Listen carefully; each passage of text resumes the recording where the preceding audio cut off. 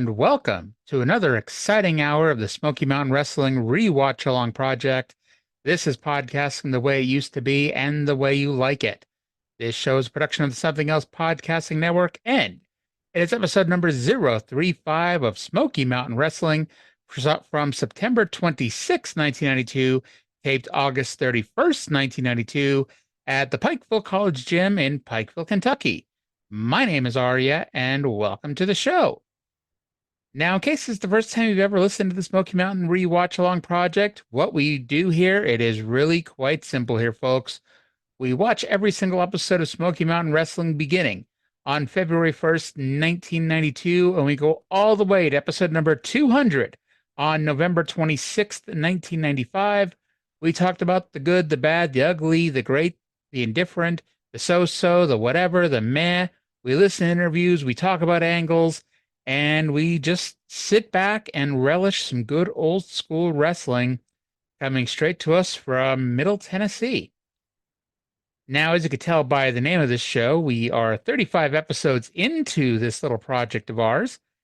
And so, if you want to listen to the last 34 episodes, you can listen to us, anywhere you like here. You can listen to us at angrymarks.com. We're slowly putting everything up on our YouTube page, which is tinyurl.com/something else YouTube. So check that out as well. And if you enjoy listening to this and you want to find a way to support this program without paying me an extra penny, please consider using our Amazon referral link, which is tinyurl.com/something else Amazon. You just use Amazon like normal. You do not pay an extra penny. However, I get a small kickback, which helps me pay for the upgrades and the admittedly small amount I have to pay to produce this show. So on to the program here. As mentioned, it's Smoky Mountain Wrestling from September 26, 1992, episode number 35 from the Pikeville College Gym in Pikeville, Kentucky. Let's go to the intro of the show today with Bob Caudle and Dutch Mantell. Welcome to another exciting hour of Smoky Mountain Wrestling, professional wrestling the way it used to be and the way you like it. Hi fans, I'm Bob Caudle, and today we'll see the Rock and Roll Express as well as Killer Kyle in action right here. We'll hear from Jim Cornette, the Heavenly Bodies, and Mr. Ron Wright. Also, there's more disturbing and distressing news on the Mystery Men with a bounty on Brian Lee, as well as tape of a new stalker on the loose. And in our main event, Paul Orndorff will take on Primetime by Brian Lee in our $10,000 bounty match. My tag partner right here, Dutch Mantell. Dutch? Well, first of all, in the main event, I'm betting on Paul Orndorff. And today, my special guest on Down and Dirty with Dutch will be the Stud Stable. And we're going to see a tape of last week's wild match between the Heavenly Bodies and the Rock and Roll Express today on Down and Dirty with Dutch. As we say, fans, it's going to be an exciting and an action-packed hour right here on Smoky Mountain Wrestling, so you stay with us for this hour. Right now, we're about ready with that action, so let's go to the ring. All right, so Smoky Mountain Wrestling, apparently we have stalkers, as we've had our original stalker, which we'll get into a little bit more later, as we've always referred to him as Caucasian Abdullah the Butcher, and apparently we now have a new stalker.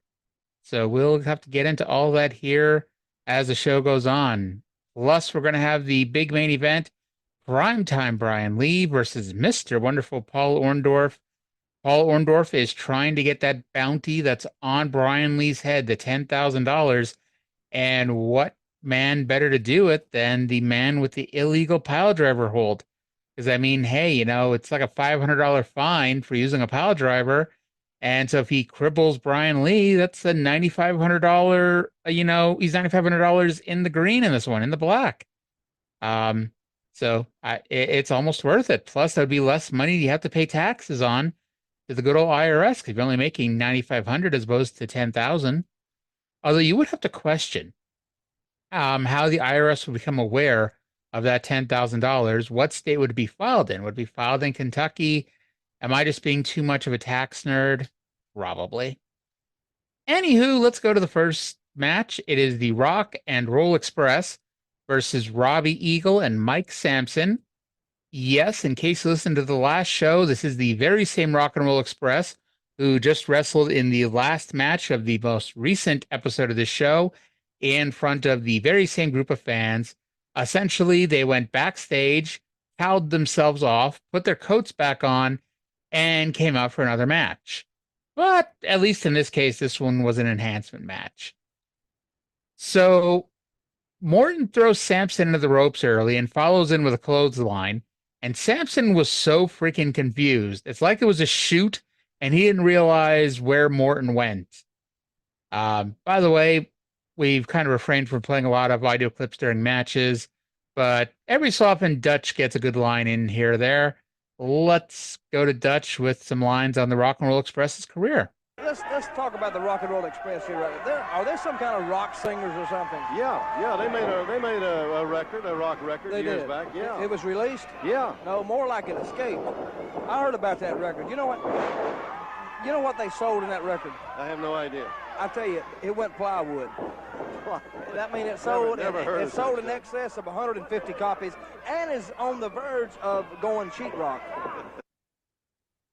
So Dutch definitely popped Bob there, and we've talked about their relationship. It's a babyface heel commentator, but like they're not. They flat out tell you they actually like each other, and but just they have two different thoughts on who to cheer for in wrestling. So the fans were into this, as you could tell by the little clip we played there, but not as much as you'd think. And it does have a lot to do with the fact that, again, they literally just saw Ricky and Robert minutes before this match got taped. So Gibson pins Eagle after a double drop kick. Samson teased getting in to break it up, but Ricky Morton literally shook his finger at him, so Samson stopped. I didn't know that worked. No, not in my house. Ricky Morton probably did not channel Zinder to Dikembe Mutombo there. When did Dikembe enter the league anyway? So while I'm going off on a tangent about something that has nothing to do with wrestling, let's go to this interview with the Rock and Roll Express. All right, Dutch, right you are. And fans, here they are, the Rock and Roll Express. And I tell you, I just told Dutch, if it hadn't have been for the stud stable, there's no doubt in my mind, you guys right now would be Smoky Mountain Tag Team Champions. That's right, Bob. Since me and Ricky got back on track, it seems like every team around here is trying to derail us. Let me tell you something, stud stable and the heavenly bodies. It's going to be a long day in hell before you derail the Rock and Roll Express. Let me say one thing, Bob Cottle. Stud stable, you're not carrying nothing out on the stretcher. We don't care what it takes, brother. We've been there before. 4 times World Tag Team Champions, and we're going there again. Whoa. Let me tell you something. It says this is a Bible, so I know it's the truth. It's an eye for an eye and a tooth for a tooth. And, baby, you better be ready for the Rock and Roll Express. And now, Jimmy Cornette, you can come out here, you can cry and blow hot air all you want to. You see, we took the name Express from you, and now we're going to take the Smoky Mountain Tag Team Championship titles from you. Because Bob Armstrong, and I know when he says something, it's the truth. He promised us another title match. And one thing's for sure, Rock and Roll's here to stay. We're not here to play. Whoa! All right, Rock and Roll Express. And fans, we'll be back. We'll have more action right after time out for this message. All right. As we talked about last week, the Rock and Roll Express lost their quote-unquote one and only title match, which, as we mentioned, I do believe it's purely because nobody really believed that it was going to be his one and only title match, or their one and only title match. But still, it's months into the promotion, and we're already, turning our back on stipulations and going back on what we're saying to the crowd. And like I said last week, it is something to keep an eye out over the next few years. They do this way more often than you would hope they would, but, we'll get into that when we get into it, I guess. Gibson says it'll be a long day in hell before anybody takes out the Rock and Roll Express. And Morton, he basically tells you that Jim Cornette had an Express team first. I don't even know if that's true. It feels like it's not, or at least if it is, it's pretty damn close to being neck and neck at the same time, because they don't become the Midnight Express until 83, the end of 80. Yeah, because we're in 83 in Mid-South over on something else, and it's the end of 83 when the Midnight Express come in. And I'm fairly certain the Rock and Roll already there. Maybe they mean, Alex, that's not even true either. I was going to say maybe they mean because They're the last well, well, I guess the last team to wrestle the Midnight Express, at least before, the reunion stuff and the Zeros. The last team was supposed to be the Rock and Roll Express at Halloween Havoc, but I think that's when Robert Gibson got hurt. So it was Ricky Morton and Tommy Rich, and then Stan Lane and Jim Cornette quit the next day over, the bullshit that went on with Jim Herd. So I guess in some ways the Rock and Roll Express did end the Midnight Express. You know, what the hell, right?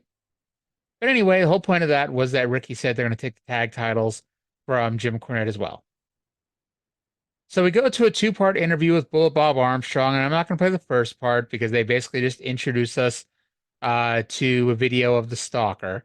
But it's Bullet Bob talking about the Stalker, and he sends it to a video package which includes a recent six-man tag where Primetime Brian Lee, Tim Horner, and Dixie Dynamite took on Killer Kyle and the Heavenly Bodies. Brian Lee was about to give Kyle the cancellation when a different Stalker ran out. This was not Caucasian Abdullah the Butcher.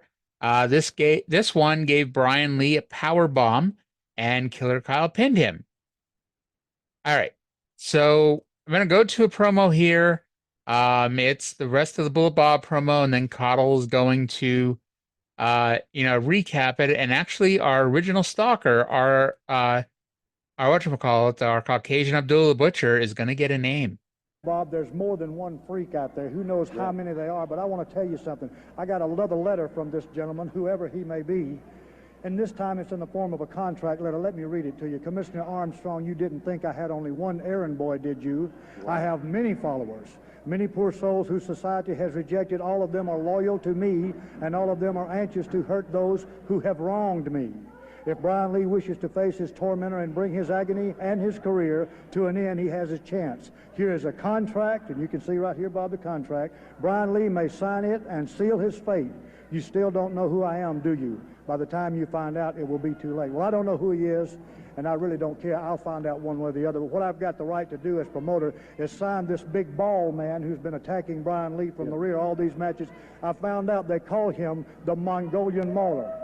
Now, I'm going to give Brian Lee a chance at the Mongolian Mauler, even though I don't agree with it, Bob. The man's tried to hurt him so much, but I can understand what Brian's going through. He wants to meet the man face to face that has been on his back for so long, so I'm going to give Brian Lee his match with the Mongolian Stomper. The match is now made.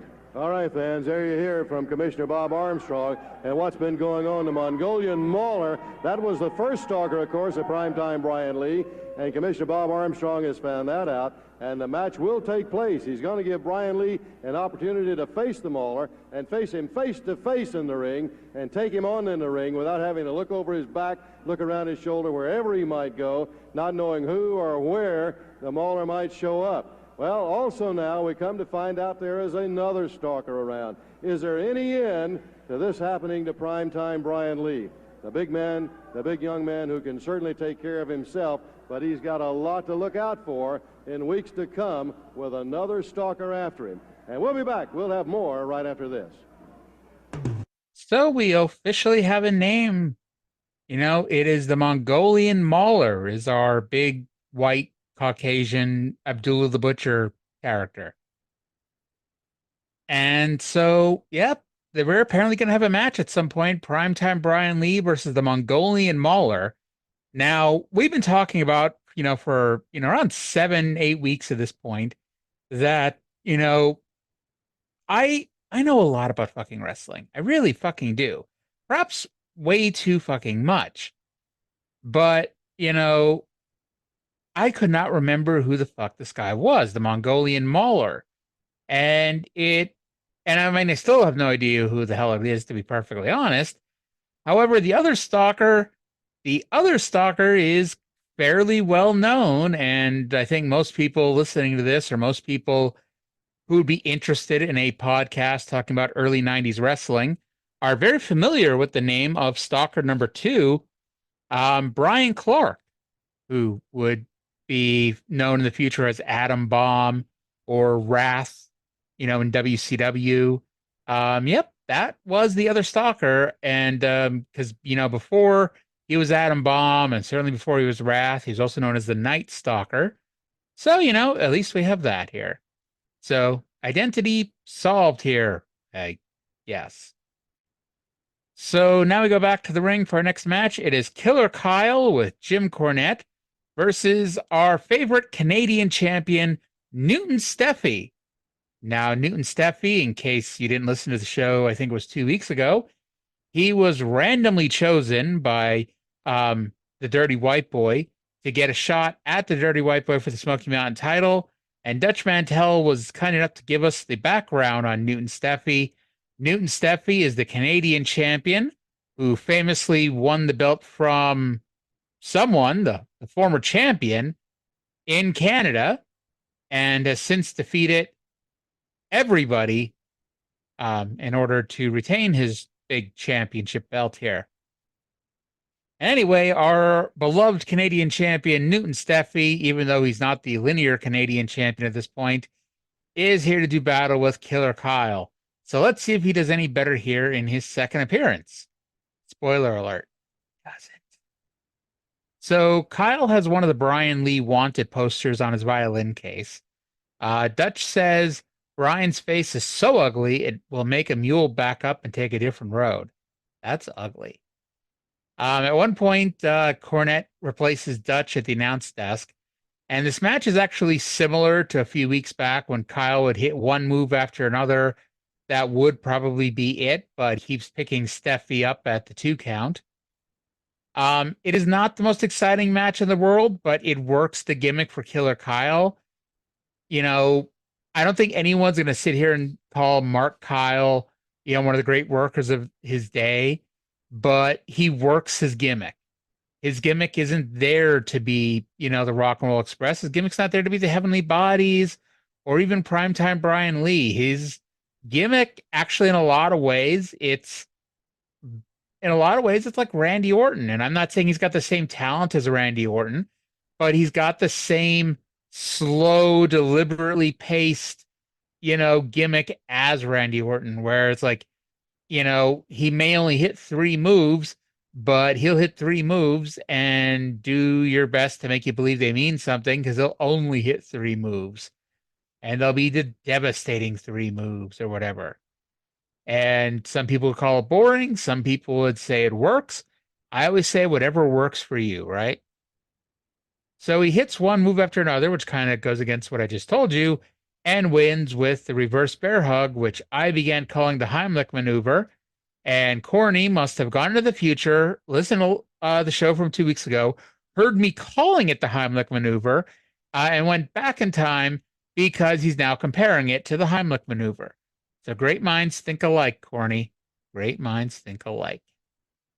So with that said, let's go back to the announce desk for another interview with Jim Cornette and Smoky Mountain Tag Team Champions, the Heavenly Bodies. All right, Dutch, and right you are, and here they are, and I got these championship belts, which I think you're very fortunate and very lucky to still have in your hand, Stan Lane. Let me tell you something. Ever since the dawn of time, it's been historically proven that people are sick, degenerate, and perverted. Back in the days of the Christians, they put the thumb down. They wanted to see the people eaten and killed. And now, these people, knowing that I have a perforated eardrum, knowing that I could suffer possible permanent brain damage from loud noise, they insist on yelling and making noise because they want to see me hurt. A Christian athlete like myself. You don't think they're just doing that on purpose, just to hurt him? No way, Tom. Let me just make one thing perfectly clear, if I may.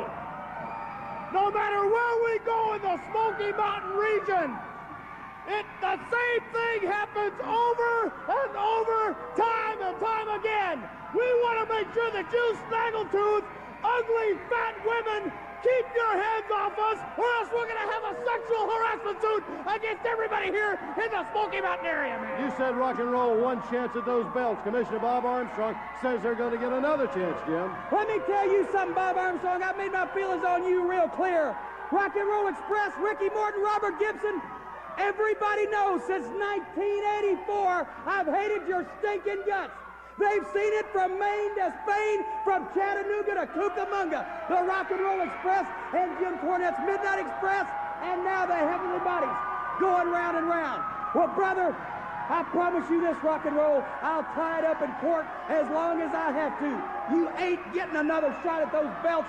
You don't deserve it. We defended against you once, and that's all you're getting, brother. All right, fans, we'll be back. We'll have more right after we take this time out. How can you trust a contract in wrestling if they can't, stick with the contract here, folks? But anywho, so Stan tells us that people are sick, degenerates, and perverted. He says that everyone knows that he has a perforated eardrum, but the fans keep yelling and screaming, knowing that it hurts him. How dare they do such things? How dare they do this to such a good, clean, Christian athlete like Stan Lane and Dr. Tom Pritchard? That's a good line. The good Christian athlete thing. It's like, we're trying to keep politics and religion out of this, but it's like, let's be honest. Like, that's one of those lines, you know what he's telling you here, people. It's a good one here. So Dr. Tom talks about it. He's going to file a sexual assault lawsuit against the women here in the Carolinas and the Smoky Mountains. And of course, they bring in Corny because we've had the the laughs, we've had the haha, but we have Corny here to cut the serious promo. He's hated the Rock and Roll Express since 1984, and he promises to tie things up in court to keep them from getting another title shot. So we'll see how well that goes. But, so far, Jim hasn't been that great about tying things up in court, So from there, we go to Down and Dirty with Dutch and this week's guest, the Stud Stable. I'm not going to play the very beginning because it's him introducing it and then showing the finish of last week's tag team title match where Fuller and Golden cost the Rock and Roll Express the tag team titles. They go over that, they come back, and let's go to the rest of Down and Dirty. Okay, we saw the tape. Now, Robert, you've been a good friend of mine over the years. Now, just for the fans at home, if you shut up in here and let us talk, just be quiet. Just don't get them started, bud. Well, first of all, can you tell us what actually happened? I know you've been scouting the Rock and Roll, but what happened? You have a lot of bad comments. To it, I want to say this. I thank you for inviting us out here because I'd like this opportunity to just clear the air about the whole thing. What happened, Jimmy and I were standing there, we're watching the match. We got drawn up in the action, and that brought us down to ringside. Yeah. We're down here at ringside. Here come the man against the rope. Tumbled clumsy, fell over the rope, darn near fell on top of me and Jimmy. Had we not have been there to make sure he's straight over like he was, he might have hurt somebody in the audience. Yeah. When we was getting him up, trying to help him back to the ring, I happened to notice something, Dutch. His eyes were so glassy and bad. I want to go back to the days of the real rock and rollers. I'm talking about God-fearing people. Ricky Nelson and Elvis Presley. Lord knows never touched a drug in all of his life. I'm a personal friend of him, and so is Jimmy. I can say this, now you got your Aerosmith out there, you got your Guns N' Roses, and all you see is the drugs and the alcohol and the drinking. You never see it from me and Jimmy. I'll tell you this, I'm a God-fearing Christian. I'm a member, honorary member of the DARE program myself. I can tell you, baby, just as sure as you boys want to take the ride down here, you better dope yourself up. You better get out there, and you better stick a needle down in every artery. Because, son, you're going to need it when you take the ride. Am I right, Jimmy? Drugs, alcohol, and none of that stuff will do you no good when you step in the ring with the Stud Stable boys, because we're going to send you out flat of your back. There you heard it, friends. There you heard it, wrestling fans. Robert Fuller, Jimmy Golden sending a personal message to the Rock and Roll fans. Don't go away. Orndorff, Brian Lee, coming up. 2 minutes. Don't go away. Thank you, guys. Oh, God. This has been a fun week here. All the heels are telling you not to do drugs and to stay in school and, go and be religious, and apparently the baby faces, the cool people, are the ones who do drugs and apparently are not very religious. So what are you going to believe? What are you going to do here, folks? Anyway, Fuller and Golden are happy for the chance to clear the air. It may look like last week what they did was cost Rock and Roll Express the title match, but what they did was they helped Robert Gibson. Robert Gibson fell out of the ring, and to help not just Gibson, but to help the fans, because you never know. He could have landed on the fans here, people. Fuller and Golden caught him and rolled him gently back into the ring. Now, I'm sure there's some people out there like, hey, Arya, I watched it. You posted the video on YouTube. That's not what happened. No, they would not lie. You've heard it. They are good, like Stan Lane said, they're good Christian athletes. Fuller and Golden are good men, honorable men. Fuller points out he's a God-fearing Christian, an honorary member of the DARE program, and he could barely keep a straight face at that point. And I don't even know if they still have the DARE program, but at least when I was a kid in school, it was this program that they used to educate kids to stay off drugs. And to be honest, I don't know how successful it was other than me, because I was that kid. They went on and on as a kid to not drink alcohol, to not do drugs. I did not knowingly have a drink of alcohol until I was 21, believe it or not. Yep. Yep, yep, yep. And Golden, by the way, you heard him finished up saying that drugs and alcohol don't help you in the ring with them. I gotta tell you, what a nice thing to teach the fans. What a good, role model, a good example for the young people watching this show here. Ain't it? So they plugged the dream match contest again, and we've talked about this. Basically, they'll do a dream match every week in November as requested by the fans. And if you send in a dream match, you will be entered in a drawing where you may win an all expense paid trip to Knoxville, Tennessee for Thanksgiving Thunder. Oh, well, I'm sure to some people that, an all expense paid trip to Knoxville, Tennessee sounds fantastic. Yeah. Anywho, let's go to a promo with Mr. Ron Wright. Let's go to that right now. All right, fans, and with me right now here is Mr. Ron Wright, and of course the manager of the Dirty White Boy. I honestly thought you were having that big heart attack last week when the Dirty White Boy was defeated by none other than White Lightning Tim Horner. Oh, let me tell you, you mentioned White Lightning Tim Horner. I get so bad I'm liable to have another heart attack out here. That man has handed me more than any bill collector I've ever had to hand me in my life. Me down in a wheelchair, crippled, a man calling my home 24 hours a day, sending the law out to the house to get me to return his phone because he wants a title match. I didn't promise that man a title match. He's out there lying through his teeth, accusing me of promising to give him a title match out there if we got beat. Bob, you know the gentleman Ron Wright is, would never go back on his word. I'm down and out on my luck, just trying to raise enough money to get to the hospital to have a hip implant, have open heart surgery. Oh, you wouldn't hit an old cripple like me. There ain't no way you'd hit a broke-down cripple man like me. Hey, you told me, the Dirty White Boy told me, if I beat him last week, he'd give me a title shot. Now, where's my contract?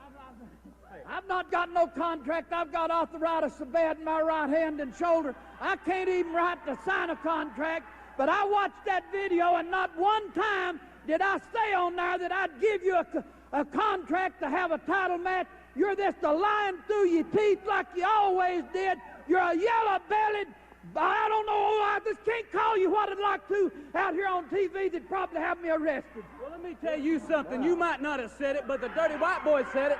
That's what he said it, by God. Hey, Tim, from behind, there's the Dirty White Boy who hit Tim Horner with that chair. Dutchie came flying in. He got Horner right from behind with that chair, drove him right into Ron Wright. Here he goes right into our desk now as he stomps and kicks away at Tim Horner. Dutch, he's going to put handcuffs on him, and he's got his hands handcuffed behind him. Got him by the hair. What in the heck can a man do like that? Bob, no more than a couple weeks ago, he slapped him right here on television 2 weeks ago. Now, wait a minute. Wright gave him a noose. He gave him a noose. And now it's right around the neck of Tim Horner. He's got him behind him cornered here. He's got him handcuffed with a noose around his neck. And they got that noose around the neck of Tim Horner. And he's going to drag him. Dragging him toward the ring with that noose around his neck. This could be deadly to Tim Horner, Dutch. Hey, it's none of my concern. Tim Horner, he made his own bed, and now he's going to have to lie in it. That's all I can say. No way that I think that's a sneak. That's a sneakiest attack I've ever seen. He's stringing him up. He's stringing him up, Bob. Got him strung up. That's right. He's hanging him from the He's corner. hanging him from the corner. He's tying him off, too. Now he is hanging. He's got him hanging, and his feet are off of the floor. He's hung him with that noose, tied him around on the ropes with his hands handcuffed behind him, Dutch. Now here comes some help. Robbie Eagle comes out, the dirty white boy, right back to the attack on him. Now see, guys are going to learn. Don't get involved in something you have no business being You in. got to. I mean, I've never seen anything. Have you ever seen anything like this No, before? I've never Dutch? seen anything like this before, and I'm not going to get involved in it. It's none of my And Tim concern. Horner, look at him. Horner needs some help as he's being hung from the rope now by the dirty white boy. Well, And everybody that comes out goes down. He put the buck snort They're pressure on trying to Ben Jordan.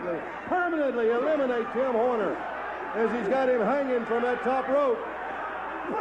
His hands are handcuffed behind him. Three He's men. completely defenseless. Nothing he can do. They don't do this to horse thieves. Well, he is bleeding from the mouth. He looks in serious trouble. He is in serious trouble. There's no doubt about it. Never seen anybody do this to a man like the dirty white boy. He needs some has help. done to Here Tim comes the Horner. rock and roll. Here comes rock and roll. They better Now not the worry about boy's White gonna Boy. They leave. better get Tim Horner out of that noose, get him down. Because that oxygen's been cut off to that brain at least a minute. Oh, and the dirty white boy, as he goes out, says there's his title shot as Tim Horner now being untied The blood coming from his mouth. and being helped out. And Dutch, I tell you, Tim Horner's hurt. All right. So that was definitely a bit of a heavy angle there. It started off innocently enough. Mr. Wright was out there, our kind, feeble old, wrestling manager. He'd never lie to you. If he said that he was offering Tim Horner a title match, he'd give it to him, but he didn't. And, Tim Horner was hounding him more than any bill collector, more than anyone ever, sending the police after him. What horrible things by Tim Horner. He said his arthritis was so bad he can't lift a pen to write. Horner came out and pissed off when Dirty White Boy runs in and nails him with a chair, causing Horner to fall into Mr. Wright's lap. Dirty White Boy slams his head into the desk, handcuffs his hands behind him. Then Mr. Wright pulls a noose out. So it's almost like this was predetermined or premeditated by Mr. Ron Wright and the Dirty White Boy. Or else, I guess there's a chance that Mr. Ron Wright just happens to roll around with a noose in his wheelchair all the time. It's probably best to not ask questions about that. Anywho, Dirty White Boy wraps the noose around Horner's neck and then begins to drag Horner to the ring. However, Horner was not helping at all. And White Boy, as strong as I'm sure he was at the time, Horner is still a good sized guy, 235, 240 pounds, I'm sure, but, it's not easy to drag that much dead weight. And when you talk about Tim Horner, we're definitely talking about dead weight here. And so he literally forces Horner to get to his feet and walk to the ring to get hung over the top rope, because it's been 6 months of Smoky Mountain. We've already had 3 hanging angles with the Kolofs, with one of the Fantastics. I know we had another one, but now I can't think of it. It may have been another Tim Horner one for all I remember here. But anyway, this I know is our 3rd hanging angle already. And like I said, I guess we're now 7 months, almost 8 months into Smoky Mountain. But anywho, the crowd was so behind Tim Horner and wanting him to, fight up and, to do whatever, that they began chanting for the Rock and Roll Express. Which, yeah. They didn't get the Rock and Roll Express the first anywho. They got Robbie Eagle, they got Ben Jordan, and they got someone else who may have been our illustrious Canadian champion, Newton Steffi. They all came out to help, but they all got their asses kicked. Finally, the fans got their wish, and the Rock and Roll Express, Dixie Dynamite, and Danny Davis ran out for the save. Horner was bleeding from the mouth. This was a heavy angle, and you know, I know we give Tim Horner a hard time, at least when it comes to cutting his promos. And I guess we'll see because I haven't watched the next couple of weeks yet. But this really needs a good, hot, fired up babyface promo to really sell this. And unfortunately, Tim Horner, he's not the man to give a good, fiery, babyface promo here. But I guess, hopefully he's able to do something, at least something good enough to get the point across here. Unfortunately, I don't think he's going to be able to here. And speaking of somebody who can cut a hot babyface promo, well, Bob Armstrong is back out, and he's got something to say about what just happened. With me right now, Commissioner Bob Armstrong. I can't. Excuse me, Bob. Let me just say this. That's right. That's enough. That's all we're going to stand for. I'll tell you something, Ron Wright and Dirty White Boy. You're not getting away with this. If you think you are nuts. I'm going to tell Tim Horner he can have as many matches as he wants to with the Dirt White Boy until he gets that title. And Mr. Ron Wright, if you want to sue Smoky Mountain Wrestling, if you choose to sue, go ahead. I'll find some way, shape, or form to strip that Dirty White Boy of that championship belt. I'm going to check on Tim right now. All right, fans, I tell you, that's going to be something. And we're going to see our $10,000 bounty match in just a moment. Mr. Wonderful Paul Orndorff, Primetime Brian Lee. But before we do, let's hear these words about Mr. Wonderful from none other than the man with the hands of stone, Mr. Ronnie Garvin. Let's hear from Ronnie right here. Let me tell you something, Paula. Yeah, you heard me right, Paula. That's what I'm going to call you. From now on, you're Paula. Paula Orndorff. Well, you don't touch this. You don't touch my personal stuff. This is personal. This is my towel. It belongs to a fan. Because every night I step in a ring, I throw one of these away, and my fans know it. And Paul Orndorff, you're going to pay. I don't know what it's going to be, even if I got to take your false teeth or your underwear, but I'm taking something. Now, I know that, there's collectors out there for everything. And, you never know. Some people are just really into that rare find, that collectible where you're like, you know what? This is something that I have that nobody else has. A true Jim Mint 10 collectible, number 1 out of 1. I don't think you can describe anything more than that than Paul Orndorff's false teeth. Now, I'm not accusing Paul Orndorff of ever having false teeth, just that Ronnie Garvin just threatened to steal them, or his underwear. In the interest of fairness, I'm a bit of a collector. I don't want Paul Orndorff's false teeth or his underwear. But, hey, there might be a fan out there for that kind of thing. By the way, to rewind a little bit, just in case you're curious, legally, if Mr. Ron Wright filed a lawsuit against Smoky Mountain Wrestling, legally, Bullet Bob Armstrong, as a representative of the Smoky Mountain Wrestling Corporation, cannot retaliate against Mr. Ron Wright. That would be illegal and would be grounds for, more sanctions to be put against both Bullet Bob and Smoky Mountain Wrestling as a whole. So let's hope that it doesn't come to that, because I would hate to see Bullet Bob Armstrong be relieved of his post or his duty because, he illegally, took means against Mr. Ron Wright and the Dirty White Boy that he did not have, like I said, the legal right to do so. And yes, I really do focus on sometimes the most random ass shit here on this very fine wrestling podcast. And so now we go to our main event. It is our $10,000 bounty match. It is Primetime Brian Lee one-on-one with Mr. Wonderful Paul Orndorff. As we've mentioned in the past, as we've mentioned 8,000 times, and it is the primary storyline of the promotion right now, Primetime Brian Lee has a bounty put against him by somebody who's pissed off at Bullet Bob Armstrong. And Bullet Bob Armstrong, he's up in years. He's a retired wrestler. And so it wouldn't really mean anything for this random stalker to be going after Bullet Bob. So he's going after Bullet Bob's fair-haired chosen boy, primetime Brian Lee. And by putting a $10,000 bounty on his head, you're going to have all the nuts and the crazies coming out of the woodwork to try to collect. Although you do have to wonder, and this is the only hole I'm going to point out in this little storyline here. Why is our mystery man, whose name I almost gave up here, but why is our mystery man, sending his own men after the $10,000 bounty? I mean, I guess you could say, well, he doesn't actually want to give up the $10,000. If that's the case, why even do it in the first place? Just, say that you're sending Hitman after primetime Brian Lee. But, who needs that, right?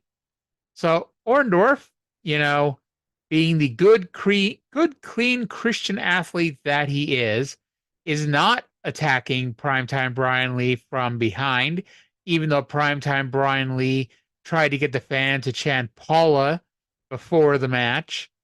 And so he challenged, so Orndorff, being the good Christian athlete he is, he challenges Brian Lee to a professional wrestling match. We're in the process of doing the match. He's going to try to injure Brian. So Dutch theorizes that the person with the bounty out could be Dan Quayle or Bill Clinton.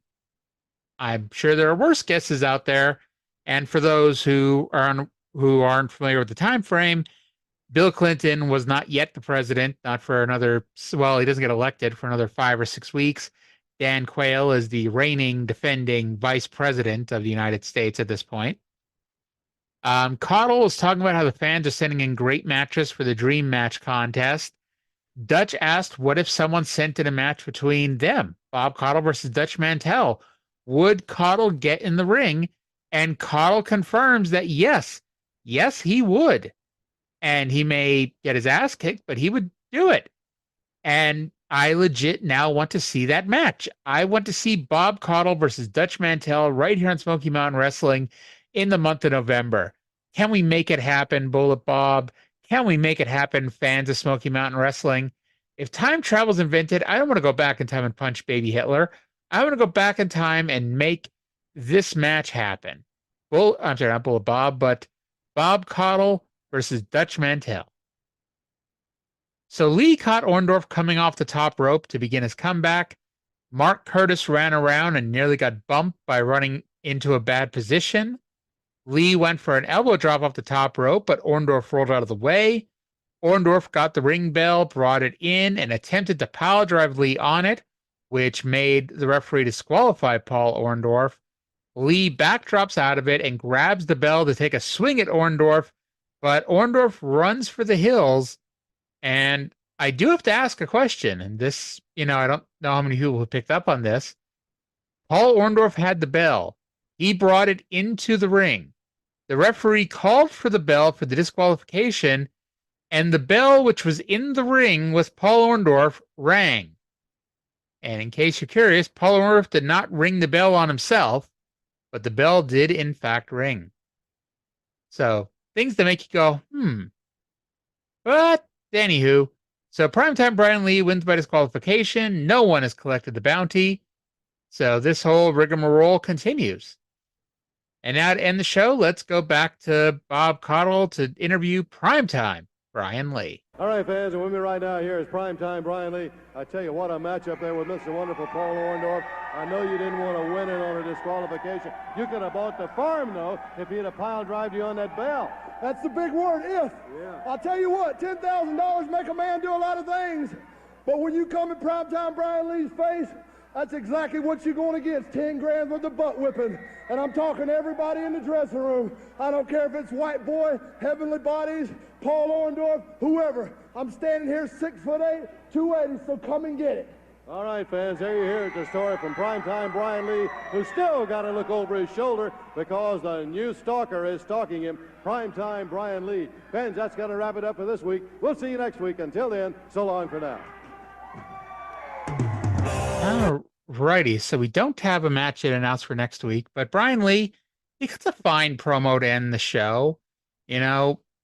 Nothing, to write home about, but it wasn't anything embarrassing. And, it sets up for whatever's next. And,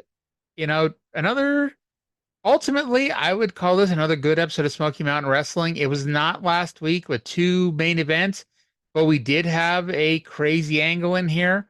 We had a pretty good main event, even though nothing was settled. I don't think anybody was expecting anything to be settled. We did have some storyline advancement. We know who one of the stalkers is, and we now have a second stalker. And at the very least, the second stalker we know was a trained wrestler, and I'm assuming the first one is, because why the hell else are we putting him in a match?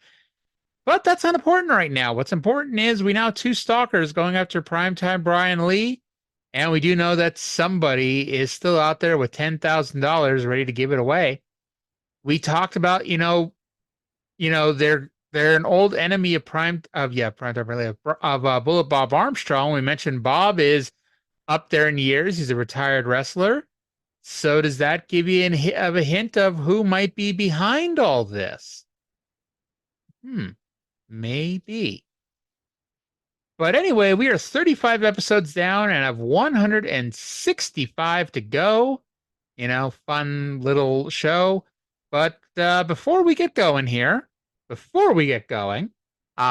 going to finish things off the way we like to finish off every week by telling you what else is happening in the world of wrestling this week.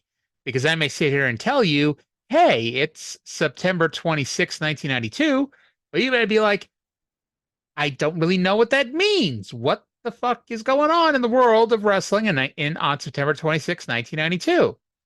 I'm happy you should ask that, and I'm happy to tell you.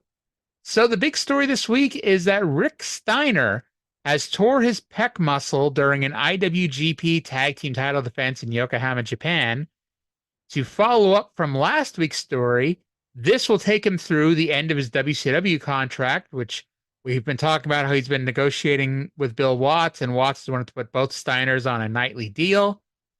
And the current guaranteed contract, is expected to expire in around 3 months. It is considered a better than average chance that he has wrestled his last match in WCW, at least for the time being. And spoiler alert, he has.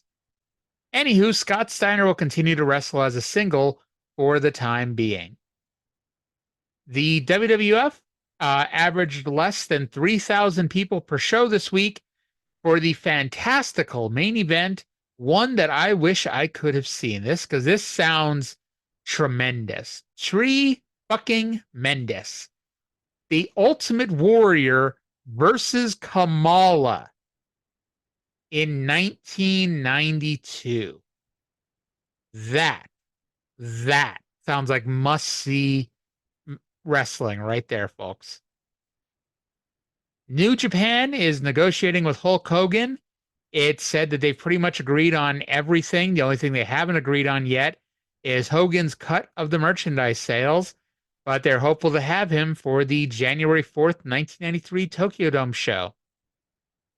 And this is one of those things buried deep in that week's episode, that week's issue of the Wrestling Observer, which kind of has some long-term consequences. The Kerry Von Erich court date for his sentencing on forging drug prescriptions has been delayed. Just a reminder, it is now September 1992. Yep. All right. So that's going to do it for this week. I want to thank everybody for listening. Please continue to support the show, and we'll talk to you again in 7 days.